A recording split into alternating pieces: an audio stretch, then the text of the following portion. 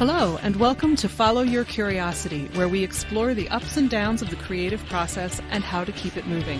I'm your host, Nancy Norbeck. I am a writer, singer, improv comedy newbie, science fiction geek, and creativity coach who loves helping right-brained folks get unstuck. I am so excited to be coming to you with interviews and coaching calls to show you the depth and breadth both of creative pursuits and creative people, to give you some insight into their experiences and to inspire you. As you know, if you've been listening for a while, I'm not just a creativity coach. I'm also a writer, editor, and proofreader, which is why I was so excited to talk with Curtis Honeycutt, author of Good Grammar is the Life of the Party. Curtis writes the award-winning Grammar Guy column that appears in 30 newspapers, aiming to help people conquer their grammar demons in a way that's fun, accessible, and definitely not modeled after the stereotypical high school English teacher. This conversation is a little word nerdier than most, as you might imagine. We talk about dictionaries, why the English language is such a hodgepodge, why local newspapers are so important, grammar controversies and how they're like religious differences, and the fact that North Dakota really does exist, just in case you weren't sure. Here's my conversation with Curtis Honeycutt. Curtis Honeycutt, I have been so looking forward to talking to you because I just feel like we are birds of a feather. Thanks for having me. I'm excited. Thanks. Me too. So I love that your book is called Good Grammar is the Life of the Party because you sent me a word nerd sticker along with this book, and I feel like this morning I was thinking I should just have it right here on my forehead because as soon as I saw that, I was like, yeah, that would be me. That would be me. Well, I suppose you could probably get it as a tattoo. I don't know if people are still doing tattoos right now or what the situation is with that industry, but I would imagine it's not great. Awful lot of close proximity with that. Yep. I would think if you want a tattoo right now, and it's March 21st as we're recording this, I would think you probably have a problem. And I don't think I'm going to go quite that far, but fair enough. But anyway, so I'm curious to know how you got into words and writing in the first place. Was this like, were you always the precocious kid who was reading the dictionary, or just lots of books, or something else? Yeah, so I wasn't not the precocious kid reading the dictionary. I do have a really nice, like, thick, hardback, red covered version of the Merriam-Webster dictionary that I got in high school, and I still have it, and it's just nice. And, you know, when it sits on the shelf, and it's red, so all of my books are actually sorted by color, but I know where they are. Anyway, one of those Pinterest things. So I have always been a writer, always been a creative writer, but not necessarily as my job, although I would like to work toward that eventually. And this book is a big step in that direction. But about 2.5 years ago, my local newspaper, they put out a call for basically auditions, and they said, we are looking for a person to write a column about grammar and send us your best thing, 400 words or less. And I said, I know about grammar. I'll give that a try. And so as I was thinking about it, I was thinking, you know what? This could be pretty boring and or judgy. You know, as soon as you self-identify as a grammar expert, people automatically assume that you're a Nazi, which I don't know how we jumped to Nazi so fast, but I think it's because people, you know, talk about being the grammar police and things like that. So anyway, I was thinking, well, how can I write this in a way that no one else is going to write it? So I said, I'm going to write it my way, which is approachable and positive and hopefully funny, so that when people read it, they don't feel like they're being judged for their grammar being subpar, but they feel like they're being encouraged to make their life a little bit better by making their grammar better. So I've written that now for about 2.5 years in my local newspaper, and as I went on, I pitched other editors, kind of regional editors, and some of them put my Grammar Guy articles into their newspapers, and then I just said, well, I'm going to send emails to a bunch of editors and pitch them. And so now I'm in about 30 newspapers around the country. Sweet. And I used those articles as a kind of a basis for this book. And strung them together, reworked them, added introductions, added kind of some personal essay, memoir things along the way, just because I wanted to have a book that was not just dry and here's what I wrote on January 1st and followed by January 8th. It's more Right. like here, I want to string it together and actually have it read a little bit as like a narrative. So like you're following on this journey of good grammar and things can get better and you're also being entertained along the way. So yeah, I'm hoping that this is something that people can pick up and learn from, but also be entertained by. I think you've probably hit that mark. I mean, I can only speak for myself, and I am certainly the kind of person who would sit down and read a book about grammar. So I might be a little biased, but because I was also the kid, and I still am the kid who, if you give me the opportunity and an open dictionary and half an hour with nothing else to do, I will literally sit down and read the dictionary, but not necessarily in order. I'll flip between, oh, what about this word? Where did this word come from?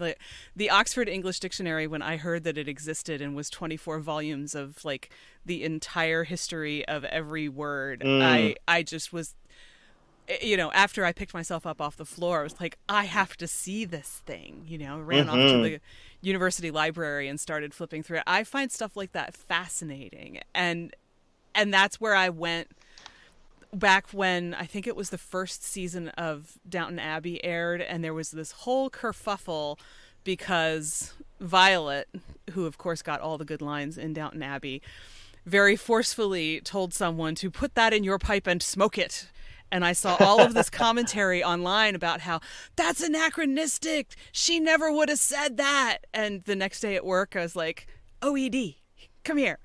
And I pulled it up online, and there it was. And it was a much older phrase than most people realize. And, you can find that stuff out because it's the OED. There were a couple other things I think that she said in that show that got me wondering.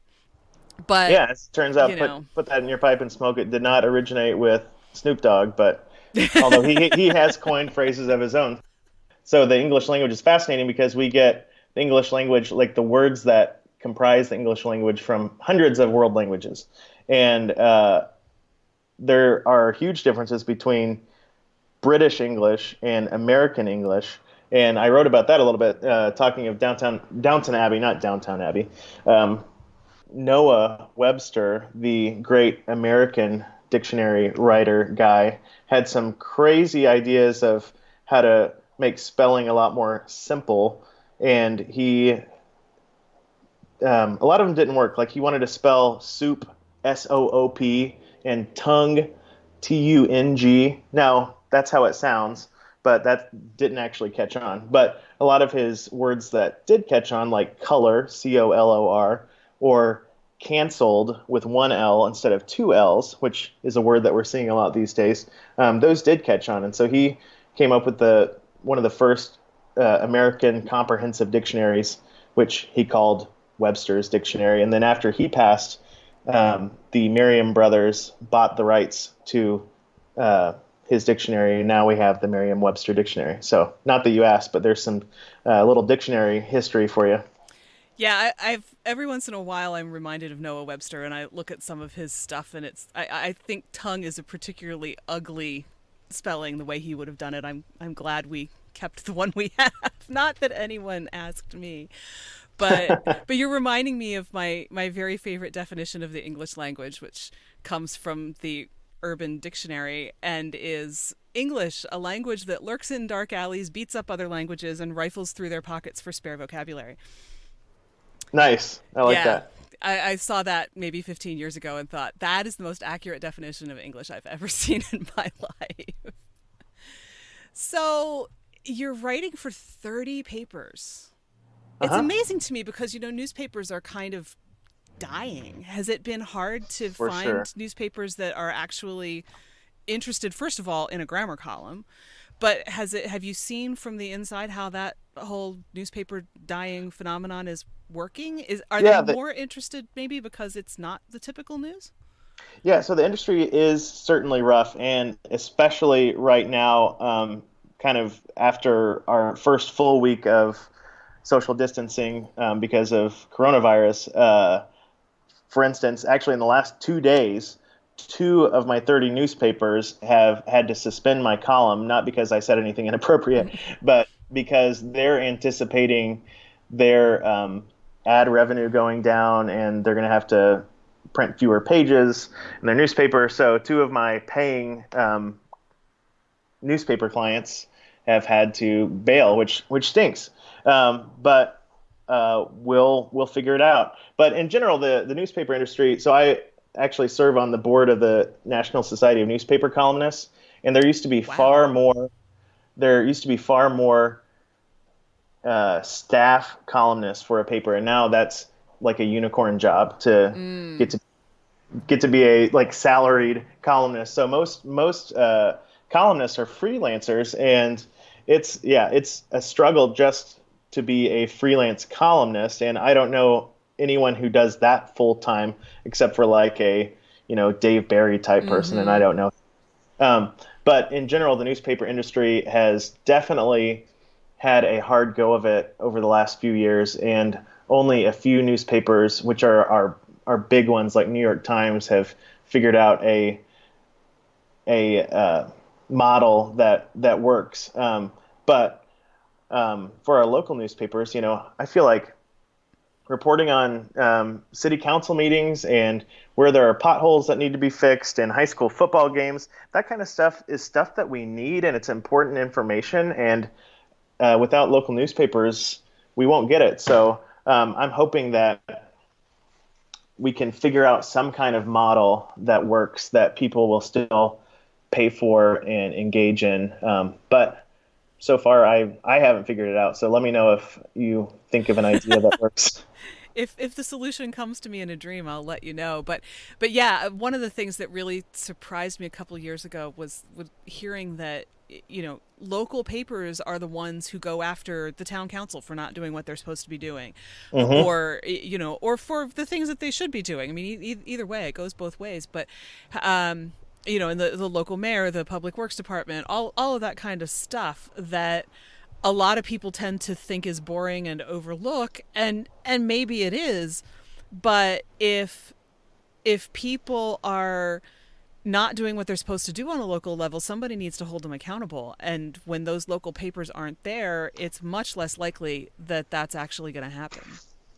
Yeah, and even like, so I live just north of Indianapolis, so we have the Indy Star, which is a big one. There's also the Fort Wayne Journal Gazette up in Fort Wayne, which is big, and then like the Times of Northwest Indiana, which is up in Chicagoland. So I happen to appear in those last two.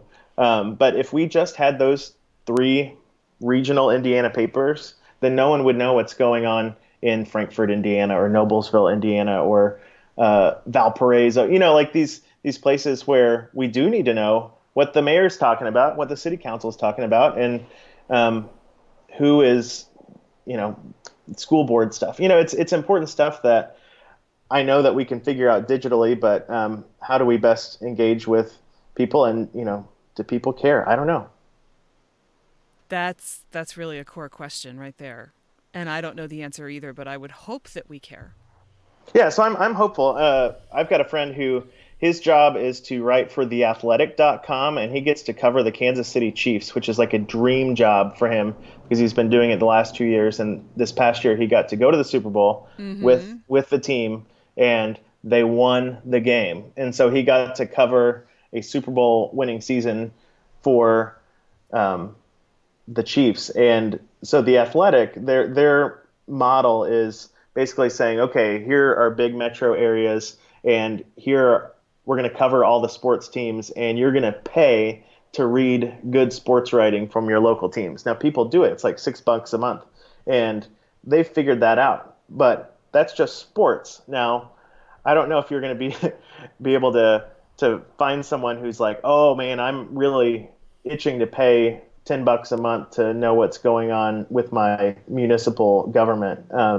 But maybe we'll figure something out along those lines. I mean, Jeff Bezos, he's doing all right, and he owns the Washington Post. Maybe he'll figure something out. Maybe we can hope so, I think. I don't know. Sometimes I wonder about things like Jeff Bezos owning the Washington Post, though he seems to be letting them do what they need to do. So I'm all right with that part. So I'm wondering, you said you were always a writer. What did that look like when you were younger? Yeah, so when I was younger, I loved any kind of creative writing class that I could take. My friends and I would stay up late at sleepovers and write scripts for movies, quote unquote, that we would make, and we would stay up all night filming them and editing them, and whether or not it started with a script and ended with those same words on the page is irrelevant. But it started with good ideas, and then in high school and college, I wrote a lot of poetry, and I was an English major for a semester, and then I switched to religious studies because I really wanted to be totally broke in both industries. So so far so good. And yeah, as what's interesting is once my wife and I had kids, so we've got a 6-year old and a 2.5-year old, I found that you have to really make time for the thing that you want to do if it's not your day job, right? Mm-hmm. And it's nice to have something like a weekly column to have to write because I have Yeah. a deadline and a word count and I have a subject. So I've got a nice defined box in which to play. And that really makes it nice because I write usually Sunday nights because it's due Monday morning, of course. So Sunday night I'll write my column for the week, and then Monday morning I'll send it to all my editors. And having that time, which is not much, um, it scratches the itch, and hopefully I'll continue to build on that. Obviously, taking that column time and then turning it into book time required a lot more time, and it's one of those things where you will make the time for the thing that you really want to do, and so I made the time to do that. Yeah, I agree with that. It can be hard to make the time for it, but it also, and I think this is a big part of why people end up not making the time for it. I think that we have this sense of priorities that says that that stuff's not important or not as important as all of these other things, which may be true. I mean, you do need to find a way to pay your bills and keep a roof over your head and feed yourself and your kids if you have kids and walk the dog and all of that kind of stuff. But at the same time, when we deprioritize our creative stuff, we forget why we loved it in the first place. And I think an awful lot of people forget that this really brings me joy, this lights me up, that's important too. And so if you get that far away from it that you've completely forgotten how it makes you feel, then it's so much easier not to make time for it because you're like, oh yeah, someday I'm going to write this book, someday. But when you've actually started doing it Absolutely, and again, it keeps you going. at a certain point, it was either I wrote it in pencil or it was on some note on my phone and I can't find it anymore, but I had started a bucket list. Now, clearly it wasn't something that was important enough for me to keep, but on that list, I said, you know what, it'd be cool to have a column in a newspaper someday because I am basically an 80-year-old in a 30-something body. I said, I would love to have a newspaper column someday. So when the opportunity presented itself, I said, hey, I could write about grammar. And turns out I really enjoy grammar. I think I'm naturally good at it, but I don't know why. And so that's what Dr. Google is for. So I do lots of research. I've gotten quite a few books at this point as far as reference books. And the crazy thing about grammar, so there is black and white in grammar, but there's a lot of gray. There's a lot of stylistic choices that people make depending on if you subscribe to the AP's rules or the Chicago style book rules, or even the New York Times. They have their own set of rules.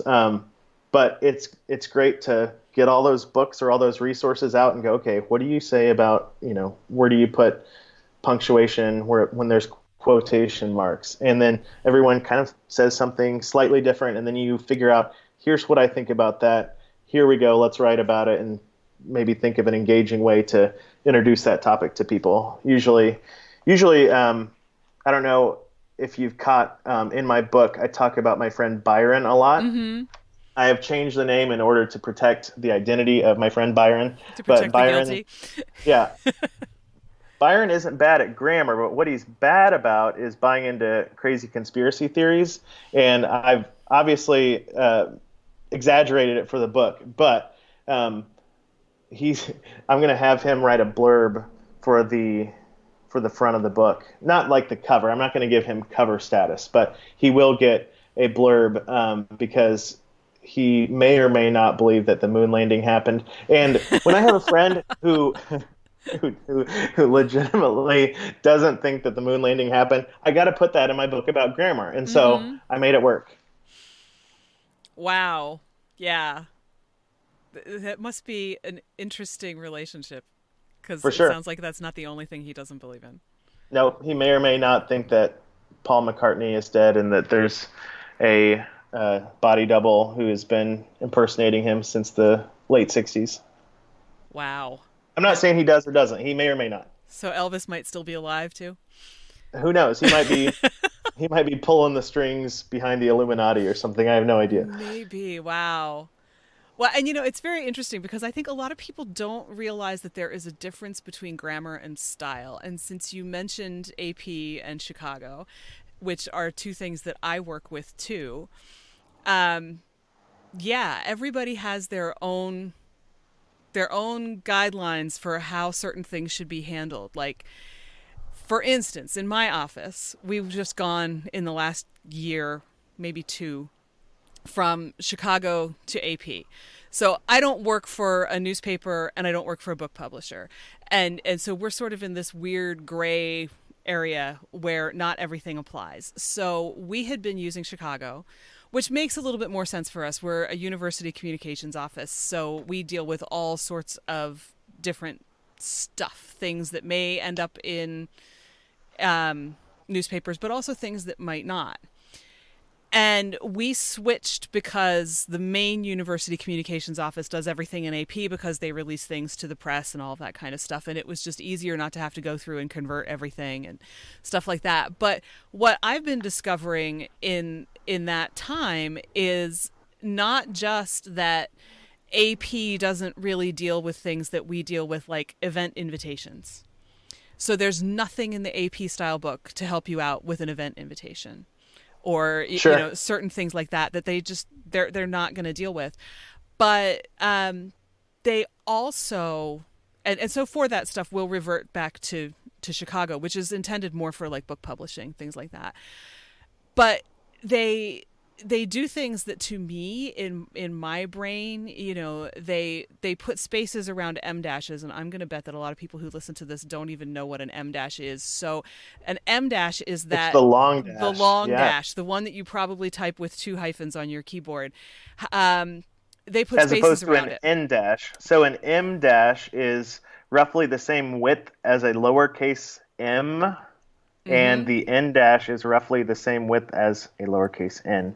And I'm looking at my keyboard right now going, it's probably the same difference with an uppercase or lowercase, but think of Probably. the M dash is the wider one because an M is wider and the N dash is slightly shorter. Yeah, and then there's the dash and the hyphen just to keep everybody confused all the time. Yeah. And they all have different purposes. And now I'm imagining people listening to this going, who can keep track of all this? Well, people who get paid to do what I do keep track of all of this. For sure. And so newspapers all go by AP standards. And so, for instance, one thing that I always have to stop myself, and then actually when I was formatting my book, I had to undo, is AP uses italics for nothing. Right. They put quotation marks around everything. And so for full titles of books, they put quotation marks. For movies, they put quotation marks. And to me, it's weird and I don't like it, but 30 minus 2 now, 28 editors expect it to be in that format because they don't Right. have time to fix the grammar guy's punctuation on Yeah. They're not on going to appreciate you if you don't do that homework. right. But man, I love italics. I love to use them for emphasis or writing words as words in italics, or like I said, book titles or movie titles, things like that that maybe we grew up when we were writing papers Mm-hmm. underlining. So Right. things change, and even with, so do you want to talk about a controversial punctuation real quick. Sure. Let's just put this baby to bed, shall we? Um, so you probably know where I'm going with this, and I think if you're going to get emails or comments or Instagram comments disagreeing with me on one thing, it's going to be about the Oxford comma. Oh, bring it. Bring it. I have So a definite opinion about the Oxford comma. So the Oxford or serial comma, to quickly explain it or refresh people's minds on it who don't think about this all the time like we do, is when you have a list of three or more things. So you could say, I like to eat, comma, shop, and fight. I'm just so if you notice, I only put a comma after between eat and shop, and I didn't put one under fight. Now, the Oxford comma would say you put a comma between all those things to keep them separate and not confuse people. Now, I'm down with not confusing people, and a lot of people think that AP style says the serial comma, the Oxford comma don't do it, and it actually doesn't say that. The AP states, and I agree with this very gray area, where it says use commas when necessary.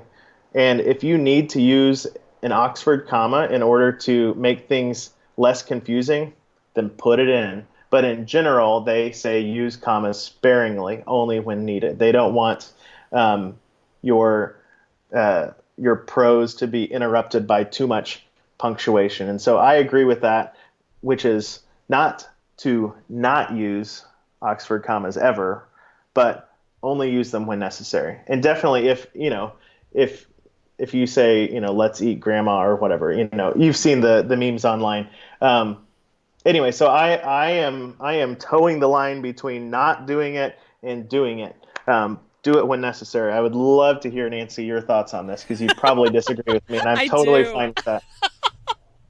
I totally do. I think that it is always clear, and therefore why question it? Why have the gray area? Just always use it. Well, I think we live in the gray. I mean, to get philosophical with you, we live in the gray, and that's what's great about grammar is that I don't think my book, honestly, Nancy, I don't think my book is for people who give me the letter of the law. Tell me how to grammar. Yeah, because that's what we have AP at Chicago for. Right. Yeah, this is not a reference book. It is a little bit of a style book. It's a little bit of a, use this word, not that word. Here's how to spell it. Here's what punctuation to use. And also, I think just as much as it is that, it is about how to approach grammar in a way that lifts everyone up. The rising tide lifts all ships kind of situation, because there's enough good grammar for everyone out there. It's not in limited supply. And so, for instance, I mean, I don't think we need to be as careful as we think we need to be in more casual situations. So in casual conversation, or if you're just sending a text to a friend. Now, it is a slippery slope, and we can get lazy, and we have gotten lazy, and we're trending toward not even emojis anymore, but just animated GIFs, not GIFs, but GIFs. And however, I do write frequently in the book, and I remind people, if you're writing something more formal, if this is your resume or a cover letter, or if you're writing a doctoral dissertation, then use the formal phrases, the official rules, and things like that. But I think we need to lighten up a little bit and definitely not correct our friends' grammar unless we are, in a one-on-one situation where we can lovingly say, hey, I heard you saying, where did you put that at? And you really shouldn't end your sentence with a preposition. And, I think that is in a one-on-one appropriate situation, it is okay to correct someone's grammar and point them in the right direction. But man, if you're at a party and you say, excuse me, you ended your sentence in a preposition, believe me, you will have no friends. So do you want do you want to have do you want to have friends, or do you want to correct people's grammar? You have to pick. Yeah. Yeah, I agree with that completely. I think, and I think, there's an inherent difference between the way we speak and the way we write. When you're Sure. writing, you don't have things like tone of voice and facial expression and all of that kind of stuff, and it's probably a more formal situation, so you want to be a little bit more formal. But when we speak, we break rules all the time.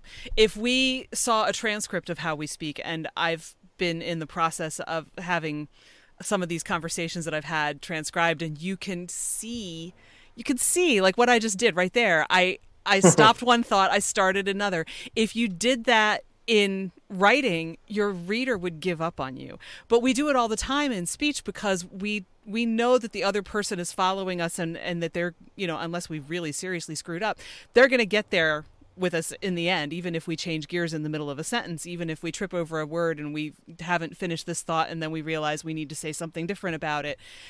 So it's a different beast entirely. And I think I'm actually sitting here thinking that it's fascinating to me that you switched from an English major to religious studies, because between the Oxford comma controversy and the deep denominational differences between AP and Chicago. And I mean, I don't like AP for a lot of what we do because I feel like it doesn't fit as well as Chicago does at work.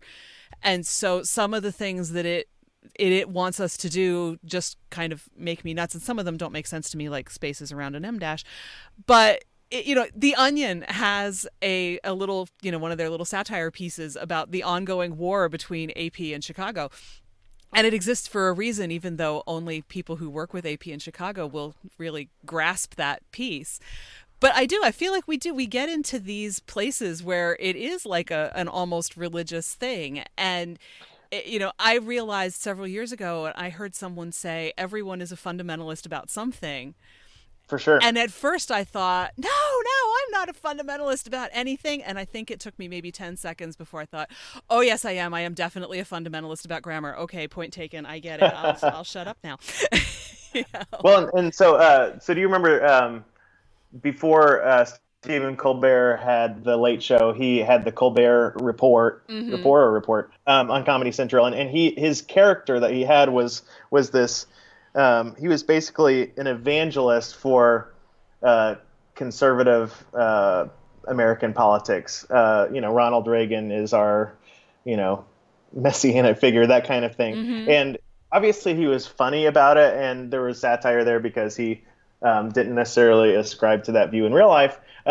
So in the same way, I'm evangelistic about good grammar, but to have a certain posture about it. So I don't want you to hear me say I'm throwing the baby out with the bathwater and just write whatever the heck you want and talk however the heck you want and everything's fine, because that is relativism. That's postmodernism at its worst.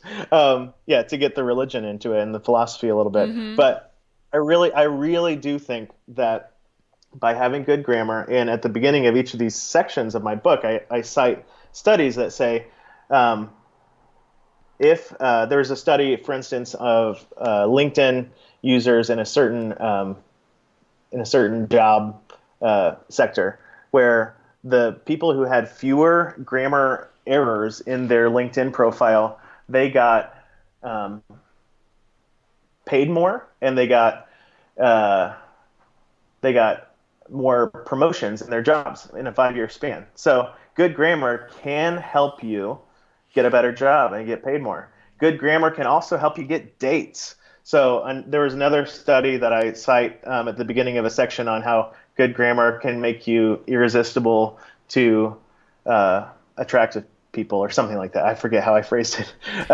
Where they looked at Match.com profiles, and especially, so this was among men, that women found men more attractive the fewer grammar mistakes they had, and they would get more first dates if their Match.com profile had fewer grammar errors. So good grammar can help you get a job. It can help you in your love life, and those are just the facts. I'm not trying to opine something here, but I'm trying to use a little bit of data, and then I go into some ridiculous situations in each of the mini essays that I write about in the book. Yeah, and I think you do a really good job with that, because I agree with you. Okay, I'm gonna like take this little detour and ask you this question, because I feel Sure. like it's germane to what you just said, but I don't want to get totally derailed onto it. But so, especially as somebody who writes a grammar column and has written a book about grammar, do you? And I'm going to define this for other people. So there are prescriptivists who say this is how the language works and this is how you should use it, and there are descriptivists who describe how people actually use it. Do you find yourself coming down more on one side than the other? No, but I do find myself explaining each camp. So, for instance, whenever I talk about a new word that's in the dictionary, for instance, to go back to our, we keep on talking about the dictionary. Okay. Man, this is switching from creative. Your podcast is going down a really nerdy path. That's right all right. now. You know what? People who are not so into dictionaries might learn to appreciate them at least a little bit more because of this episode. It's all for real. So what the dictionary does, the dictionary reports how the language is being used, and so that's why there are words like, I don't know, I'm blanking, but slang words will get added to the dictionary, and people will get all up in arms about it. But the dictionary basically just reports, here's popular usage. Whether it's good or bad or indifferent, the dictionary puts in words that are being used. Now, on the other hand, you have people who, have kind of the dusty, fusty, snarky 1950s grammar books that say it must be done this way. And that's not for me either. That's the prescriptivist. And so I like to kind of stand in the middle of, okay, here's the rule. And maybe here's a couple different ways that a couple different groups look at the rules. Here's what I think. And maybe it's fine to bend the rule, especially in casual conversation or casual writing. But when it comes to something, again, more formal, let's go by the rules. Because if you want to get hired, or if you want to get, if it's a grant application and you want to get money for your organization, then yeah, let's be formal. But you don't have to put a tuxedo on your conversation with your buddy, That's a great image. Does that make any sense? Great image. Yeah. I mean, and I think I tend to be more on the prescriptivist side, but I also see a whole lot of merit in the descriptivist side. Because like you say, the dictionary, which the controversy that I remember a couple years ago is I think that Merriam-Webster made their word of the year woot. And people were astonished that woot even was in the dictionary, much less that it would be the word of the year. Right. I could be wrong about the word of the year part, but I think that was how I found out about the whole thing. But I listened to an interview a while back, and I'm suddenly blanking on her name, but one of the lexicographers, that's the right word for dictionary people, right? And she's written a book. Professional word nerds. And I'm blanking on the name of the book too. I'll find it and I'll put it in the show notes though. Where she was talking about like how she loves taking her kids places, because especially when they're with her friends, because she just listens to how they talk, and she'll notice new phrases and new words and things like that, and she'll ask them about them, which of course starts to annoy them after a while, but she just genuinely wants to know, what's this word, what's this phrase, how do you use it, what does it mean, because she's always looking for things to go in the dictionary. And there's a really, really valid point that says if a dictionary is going to be a useful reference work, it has to be able to tell you about the word you just heard on the street that you didn't understand, not just about English as someone else thinks that it should be spoken. And I think, I love in your book how you distinguish things like try and try to, which is one of my bugaboos. So I was very excited when I saw that. Or, a lot. Should we talk about a lot? Yeah, let's talk about a lot. Let's talk about a lot, and a lot. Yeah, it made me think of the hyperbole and a half that talks about a lot, A-L-O-T, and it invents this creature called a lot, and that, this is what you're talking about if you use the word a lot as a single word to mean, many, many things. It's this creature, the a lot. I don't know if you've seen that one or not, but I don't think I have. oh, I'll have to send it to you.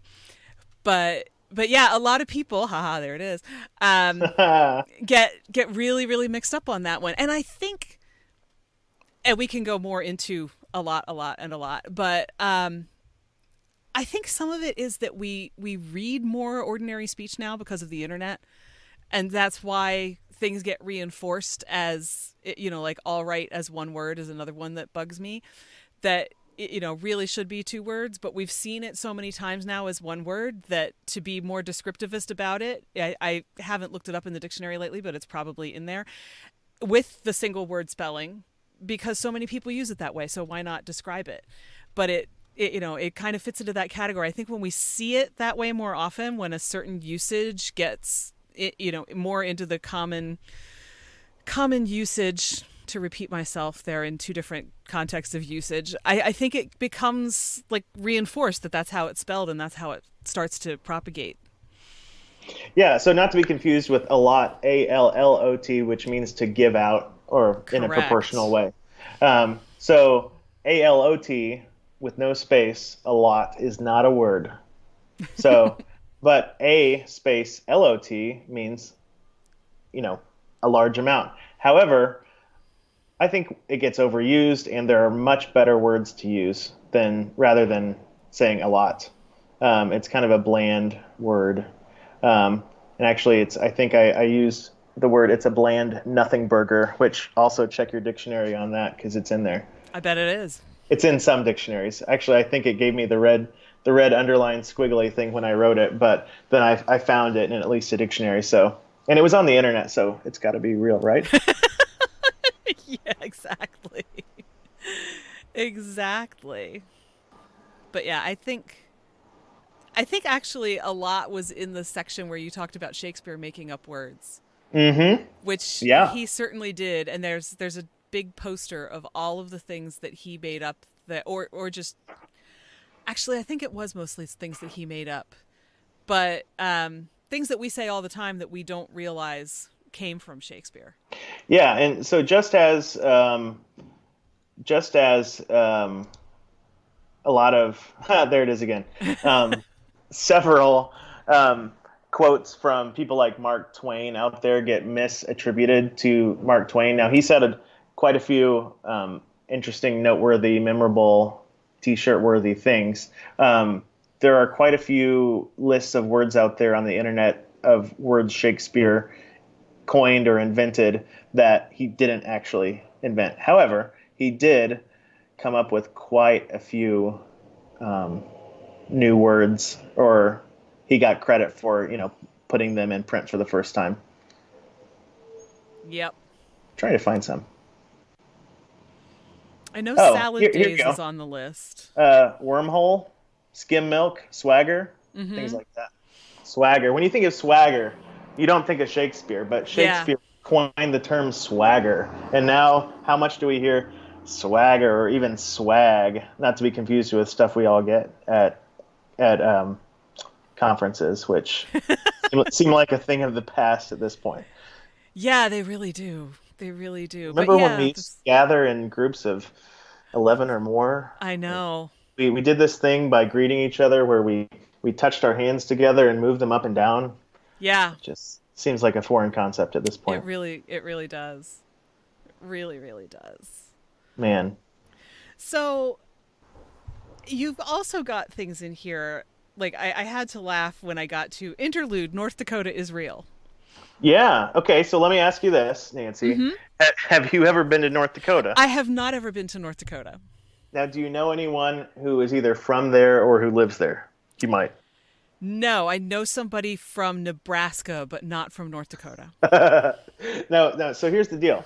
The same was true of me. I also know someone from Nebraska, but I had not been to North Dakota, nor had I known anyone who was from there or who lived there. However, my mother-in-law claimed to have gone. She went there for a wedding where she sang. It was like her college roommate or something, and she was getting married, and she, to prove that North Dakota was real, brought me back some socks that said North Dakota on them, and I said, yeah, that's what you want me to think, right? because there are socks that say North Dakota and have a bison on it. That doesn't make North Dakota real. A You've lot been of people hanging out think with it's kind of Byron for Canada, too long. Canada, Canada, Canada, and then all of a sudden South Dakota, which we know about because of Mount Rushmore and the Badlands, obviously. Um, so I decided, you know what, going to North Dakota. So my friend Tyler and I bought plane tickets. Now, we wanted to fly into North Dakota, but it is really expensive to fly to North Dakota because no one goes there.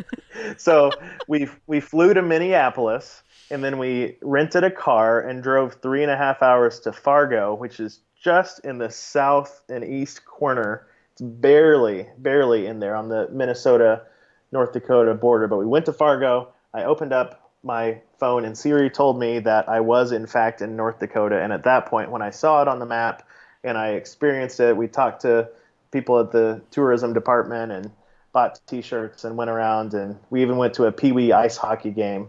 How North Dakota is that? So it is real and it is spectacular. It makes me wonder if you've been spending a little too much time with Byron to think that North Dakota isn't real and have to go check it out. But I think it's cool that you did go check it out. It sounds like quite the little field trip. Well, I mean, so if you there is one interesting North Dakota conspiracy. If people want to Google this, type in North Dakota and like nuclear missile sites or something like that. I think there are more cows in North Dakota than there are people. So, I mean, there are a lot of weird things going on in North Dakota. Yeah, well, clearly, because your book also told me that I've always pronounced its capital incorrectly. South Dakota's capital is Pierre. Oh, see, I got my Dakotas mixed up. Pierre. North Dakota's is Bismarck, for capital nerds, but it's pronounced Pierre, South Dakota. And the reason I know this is because, so here's how old I am. I own the soundtrack for Where in the World is Carmen Sandiego on cassette years old. That's how old I am. And so, talk about rabbit trail. So these guys on their cassette, they probably had a CD, and we just couldn't afford a CD player. We had a tape player, and it's fine. I don't still have it, but they had a song where they listed all the state capitals in Rockapella, the house a cappella group for Where in the World is Carmen Sandiego, and they pronounced it Pierre, as anyone would by just looking at it, because of the French name Pierre. But then the governor at the time of South Dakota called them and like left a message on their answering machine because it's 1993 and said it's actually pronounced Pierre, and so they put that in the soundtrack itself. So there you go. Not that you were wondering, but it is pronounced Pierre, South Dakota, and all the South Dakotans rejoiced. Yes, and the rest of us stand corrected. It's interesting to me how, I'm sure that immediately marks you as not from South Dakota. As soon as they hear you say, oh, I'm coming to South Dakota, I'm going to be in Pierre tomorrow, and they just go, you foreigner. Because well, it's the same thing with Nevada and Colorado. Now, I hear people say Nevada and Colorado, but it's Nevada and Colorado. Now, these things don't probably really matter. Like if you were on Jeopardy and you said one thing, they'd probably give you credit for, they knew what you meant. But these things could matter. If you're having a big merger meeting with someone in Colorado and you're wanting to make a great impression on them and you said, hey, how are things in Colorado? That's a strike, So you want to get it right. These regional things are interesting. There's a town in Oklahoma. I grew up in Oklahoma, spelled Miami, Miami in Florida, right? But it's actually pronounced Miami. Now that's weird, and it still seems wrong. It sounds wrong when I said it, but that's how it's pronounced. So if you ever go to Miami, Oklahoma, it's not Miami. Yeah, and I'm from central Pennsylvania originally. I grew up in York, which is right across the river from Lancaster. And we always knew when people were not from central Pennsylvania because they would say, oh, yeah, I'm coming down to Lancaster. And like, no, you're not.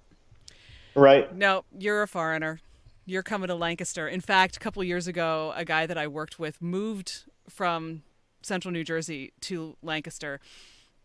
And another one of my friends at work is also from the same area as I am, and we just looked at each other. We're like, we're gonna have to teach him how to say Lancaster.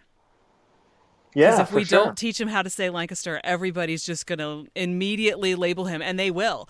They'll just kind of look at you and go, "Yeah, you're not from around here, are you?" Yeah, you're new around here, aren't you? Yeah, you're new, and we're automatically suspicious of you. Whereas if you know how to say Lancaster, it sounds like such a ridiculous thing, but it does make a difference.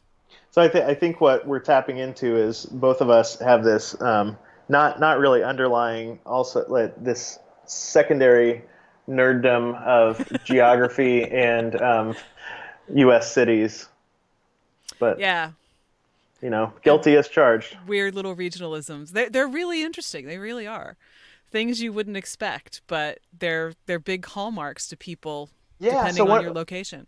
So one thing I actually talk about in the book, and this is totally relevant here, is at the grocery store. First of all, we have Meyer grocery stores around here. I think Mm-hmm. they started in Grand Rapids, Michigan. But I love that their checkout line says 15 items or fewer, right? Yes. Instead of 15 items or less. Mm-hmm. But that's not the point I was trying to make. But why do people add unnecessary S's to the end of grocery stores?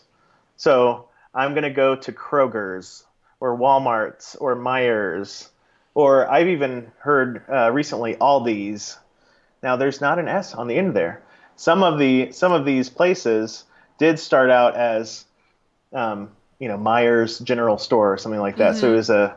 was Fred Meyer was the guy who started Meyer, and it had an apostrophe S at some point. But it is something that is like nails on a chalkboard to me. Even though I just talked about how laid back and Matthew McConaughey I am about casual grammar, like all right. But man, if someone adds an S, I'll be like, hey, it's Aldi, man. Like there is no S on the end of that sign. Yeah, But people add it, and I it's just a thing that people do. they do. And I have a feeling that it's like a linguistic relic from the days when it was shortened from somebody's name. And yet you're right, we don't say I'm going to Targets. We don't say I'm going Right. to Walmart's. Yes, It's actually, my some of my relatives in Oklahoma definitely say Walmart's. really. Um, yeah, they absolutely do. And so, if you rewind in history, Sam Walton, we know, started Walmart. Mm-hmm. But I think the original name of his store was like Walton's Five and Dime or something like that. It Mm-hmm. was never Walmart's. And so I think it's just a thing people do, just like in Indiana. Oh, what do people say in Indiana that is crazy? Oh, they take out the verb to be, and they say my clothes needs washed, or my shirt needs washed, or the lawn needs mowed. People in Pennsylvania do that too. Yeah, so I do write again in the book about what happened to be, and we touch on Shakespeare a little bit because obviously the To be famous or not to be. that's the question. Yeah, Yeah. Well, with the grocery store thing, we have there's a New York store that has come into New Jersey and Pennsylvania in the last 20 years or so called Wegmans. sure. That's the Wegman family. There's no apostrophe in the name. It's just Okay, Wegman with an S on the end of it. And that's I interesting. haven't thought about it really for quite a while because I think I'm just so used to it now. But yeah, is that it's Well, almost like they just decided this is what everybody's going to call it, so this is what we'll call it too. yeah. So I haven't thought about Wegmans, but think about the farmers market for a second. Now, is there an apostrophe in between the R and the S in farmers and farmers market, Or does it go after the S? or is there an apostrophe at all? Right. It's a good So the question. market the market does not belong to the farmers, but it is a market where the farmers come. And so technically farmers market does not need an apostrophe. Right. So again, these are the little things that I think can incrementally, very small increments, make your life a little better. Just like I think I wrote about, and this is just a weird homeowner thing, but we had a kitchen faucet that just the pressure was bad and it was frustrating. Now changed out the filters and stuff, and it was still cruddy. And then, so I just said, forget it. I'm going to buy a new faucet with a sprayer built into the I don't know my anatomy of a sink. But anyway, so like the thing where the water comes out, the spout has a pull-out sprayer, right? So I bought a new one, and it is awesome, and I haven't had to change the filter or anything like that. The water pressure is solid, and that made my life about, I don't know, 3 or 4% better. Now, it's little things like that add up, especially in times when we are at home a lot, do a little project, and that'll make your life a little bit better, and you don't realize until it is better how much you have needed that thing in your life. I think the same goes for proper grammar, punctuation, and even saying cities and states the right way. I think we don't realize it until we've achieved it. But once we look back and see how far we've come, we go, man. Now that's instantly, as a judgy person, naturally, that's where my superiority complex comes in, and I'm like, well, therefore I'm better than everyone else, and that is the wrong path to go down, to end a thought in a preposition, and and we need to be careful to not think that we're better than everyone else just because we have achieved some kind of high and mighty good grammar status. And so that is one of the themes of the book, just as much as it is to have good grammar, is to don't be a jerk. And I think that's a lesson that we all could use in an age of social media and hyper polarization. Just don't be a jerk. Just be a nice person, Yeah. And I would throw in there, judgment is optional. Exactly. You really, you might be better at grammar than most people, but I guarantee you that the people whose grammar you're criticizing are judging you for not being able to change a spare tire, or not knowing how to wire an electrical outlet or something like that. Everybody's got the stuff that they're good at and the stuff that they're not so good at, and isn't that great? It means I don't know how to need to know how to fix my car engine because there's somebody out there who will do it, and that guy, if he's not that good at grammar, that's okay. I can take care of it for him. It all balances out, and if we look at it that way, I think it's a whole lot healthier.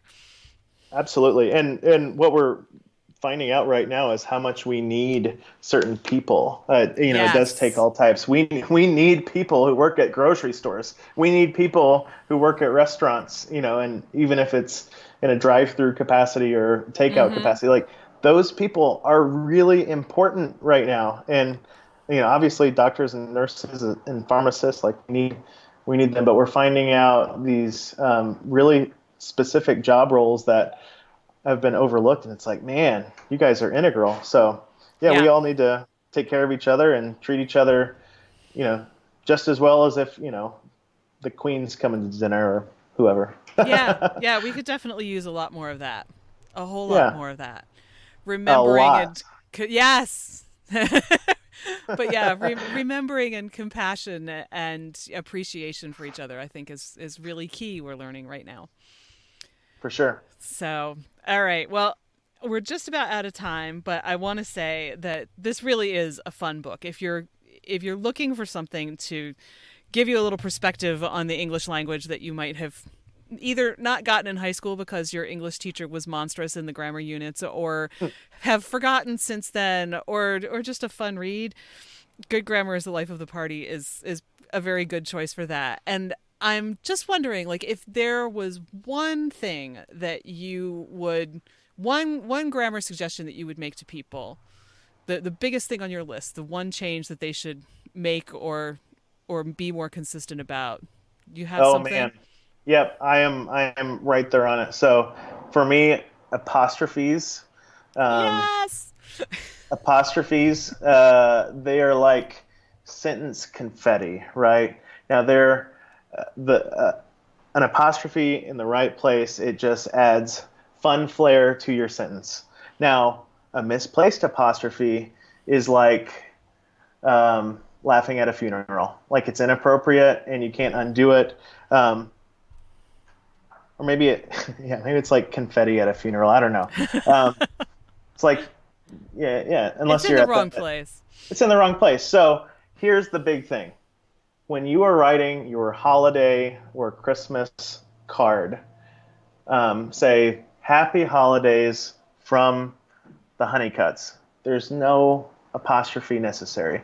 It is, there's 4 of us, so it's plural Honeycutts. It's not the Honeycutts boat. It's happy holidays from the Honeycutts. No apostrophe necessary. And that drives me crazy. Autocorrect will incorrectly autocorrect it to add, I hate Mondays, and it'll put an apostrophe S in there. So if Garfield were texting, he would have a field day of bad grammar with autocorrect because it would put an apostrophe in Mondays. So I just went from holiday cards to how Siri and autocorrect are making us worse. The robots are making us dumber, but we already knew that, right? Yeah, we did. Alrighty, so put your apostrophes in the right place. Yeah, so if graduation is a thing this year, this book makes a great graduation gift. Whether you're mailing that to someone that you can't hug, or if you want to buy the ebook, I'm sure there's a way to buy an ebook for someone. But initially, I was thinking, man, May 1st, I'm going to launch it May 1st because this is a great grad gift for high school or college grads. But it's good if you're already a word nerd, or if you're just kind of a nerd, or want to read something that's interesting that hopefully will help you out about 3 or 4%. Yep, it's a good read. All right, well, thank you so much, Curtis. This has been much fun. Thanks, Nancy. That's our episode. I hope you have a greater appreciation for the English language than you did an hour ago. Thanks again to Curtis Honeycutt for joining me. You can find links to everything we mentioned in the show notes at fycuriosity.com. If you know someone who would appreciate this episode, please pass it on. Thanks. You can find show notes, the 6 creative beliefs that are screwing you up, and more at fycuriosity.com. I'd also love for you to join the conversation on Instagram. You'll find me at fycuriosity. Follow Your Curiosity is produced by me, Nancy Norbeck, with music by Joseph McDade. If you like Follow Your Curiosity, please subscribe, rate, and review on Apple Podcasts or wherever you get your podcasts. And don't forget to tell your friends. It really helps me reach new listeners. See you next time.